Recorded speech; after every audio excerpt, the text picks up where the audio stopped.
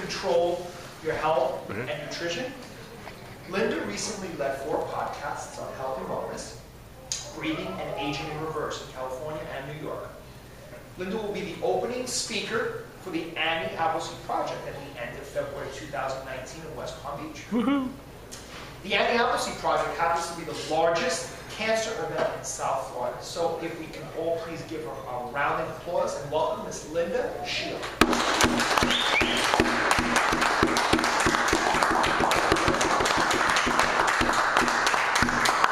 All right. Can you control or at least help diseases through food, exercise, and your mind? I want to give you today my theory and what I have been going through for the last 6 or 7 months about how it has helped me.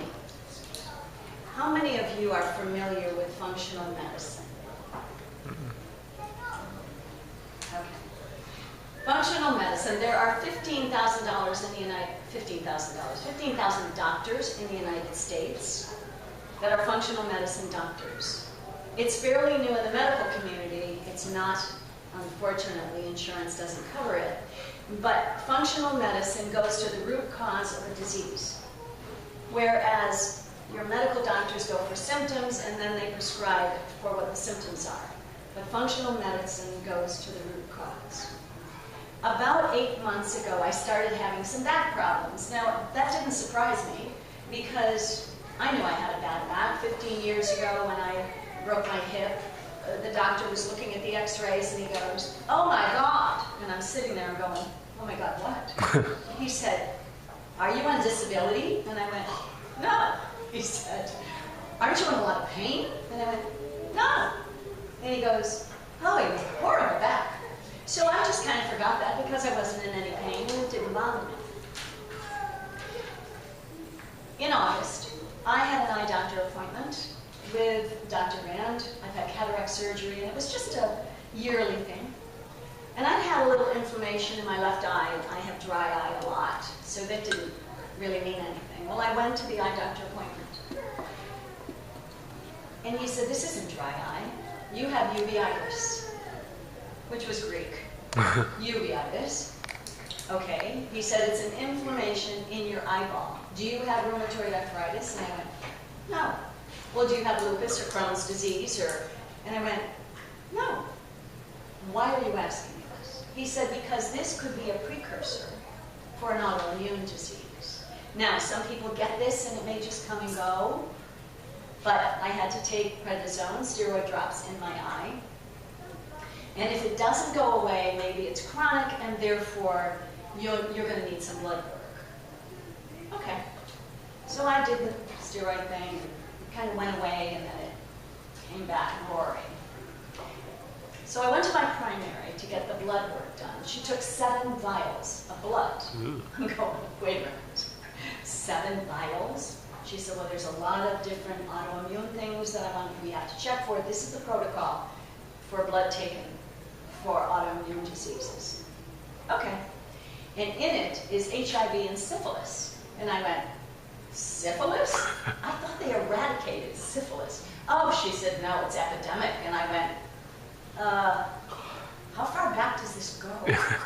And she said, "It could go back 50 years. And I went, "Oh dear, I may be in trouble." I didn't end up with syphilis.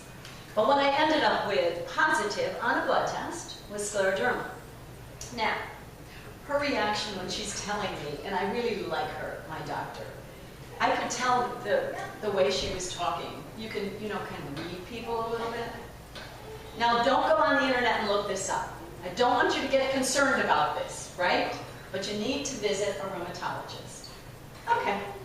So I really didn't look at it too much, but I have 2 women that are doctor friends of mine, and I was telling them what the blood test. She said, "Oh my God, you could die from that." And I'm going, "Oh, well, I didn't know that. This could be a little more serious."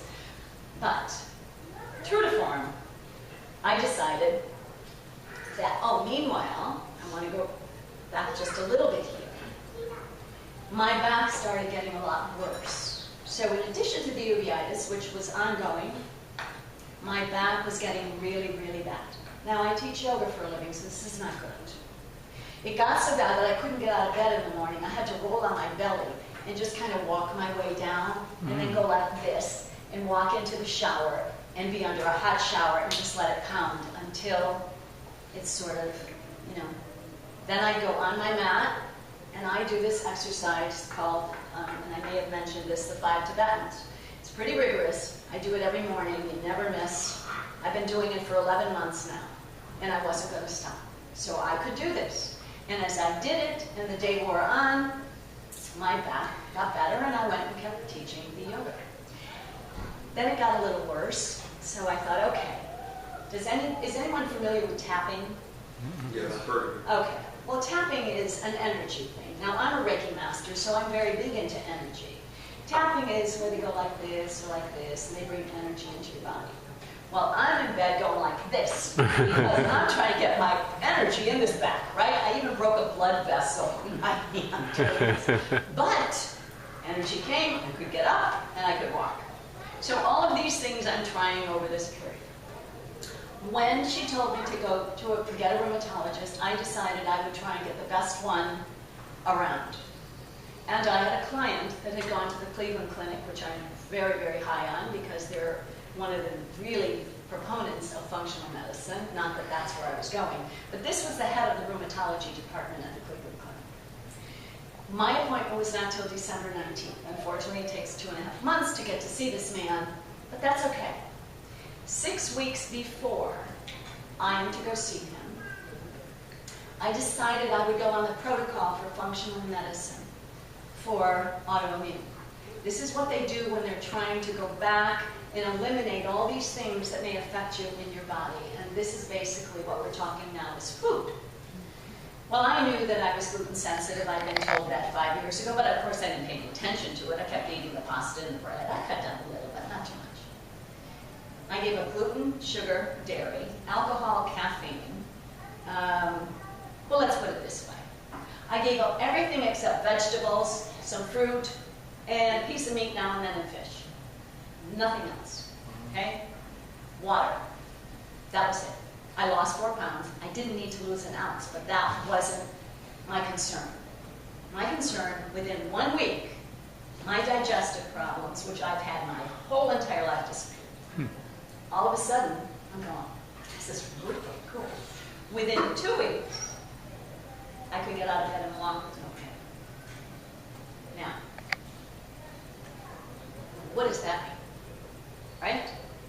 I go to the doctor, and he's great, loves me. And the Cleveland Clinic is, none of you have had, I hope you don't have to go there, but I'm going to tell you, it's the most amazing place. I went in, within 5 minutes, he's in there.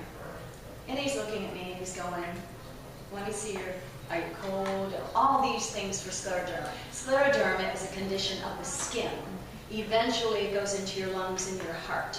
This is when it gets real iffy. But your skin gets so tight over your fingers that you can't move them after a while. I said, no, I don't have any of this. So he says to me, so can you bend down? He goes like this. And I went, sure. And I went down all the way to the floor flat-handed. He went, you're flat-handed, the floor? And I went, I do this for a living. I'm a yoga instructor. This is what I do. He said, well, let me tell you something. You don't have an autoimmune disease. Nobody with autoimmune disease can do what you do. I said, what about my back? He said, your back? All right, let's do some x-rays. And you go have a bone density test because they couldn't fit that in that day, but within 10 minutes, blood was drawn, x-rays. I'm getting ready to walk out of the clinic, and he's in front of this monitor in this little coat. And he said, you come here, Linda, I want to show you this. So he puts the x-ray, he said, this is your back. Of course, I'm not quite sure what I'm looking at. He said, your spine's supposed to go up and down. He said, yours is a little curved, but that's not the problem. Down here in the lumbar region, I got a disc going this way, vertebrae this way. He said, whatever you're doing, don't stop doing it, because if you do, you have to have back surgery. So keep doing it. And I said to him, do you think that my eating, my diet, which he wanted to know every single supplement I took, and it was this long, do you think this affects my back or any disease? And he looked at me and he said, I don't know.